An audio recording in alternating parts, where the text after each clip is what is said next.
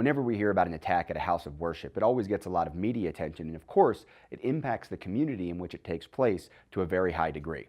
But why are these things happening? We recently had a featured article at Personal Defense Network written by Pablo Buriel on the idea of ministries of defense.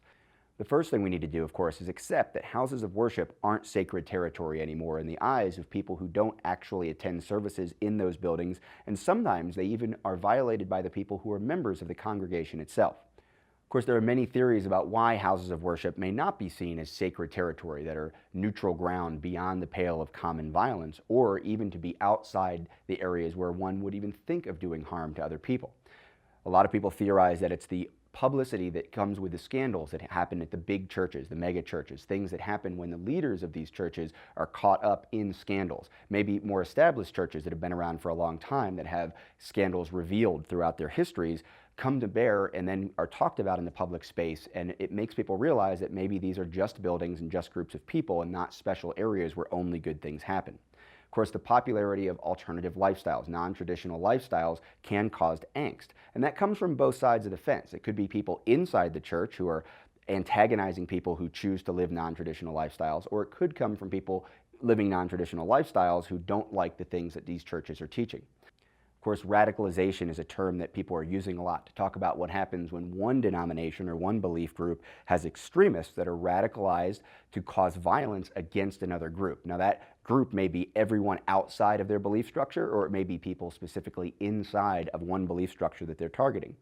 And the idea of indifference, the idea that as fewer and fewer people go to church, as fewer and fewer people believe in an organized religion concept, that the community at large no longer sees these churches or these ministries as sacred ground. So what's the solution? Well, obviously we need to not be naive about the idea that churches are always just places of good and happy times. We need to think about inside of these congregations installing what Pablo refers to as a ministry of defense, a group of people who are part of the congregation who have specifically taken on the role of defending that church, defending the congregation. And the way they can do that obviously are varied. One thing a ministry of defense might do is formally train as a group to respond to an immediate situation happening during a ceremony, during any kind of church service.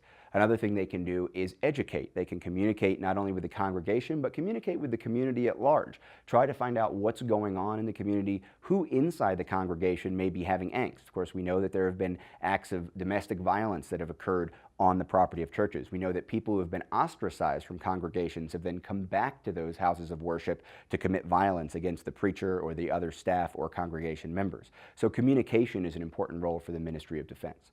The other thing a ministry of defense may do, obviously, is engage in specific training that will help everyone in the congregation be prepared to come to them with problems. Let people know what the pre-attack indicators might be. Let everyone inside of that congregation know that if they see someone watching the church or if someone inside the church starts acting a little different, that they need to bring that to the awareness of either the church leaders or specifically members of the security detail that is known as the Ministry of Defense. For more information on the idea of why churches are no longer sacred ground or what people who are involved in these congregations can do to be safer, check out the complete article on the Ministry of Defense at personaldefensenetwork.com.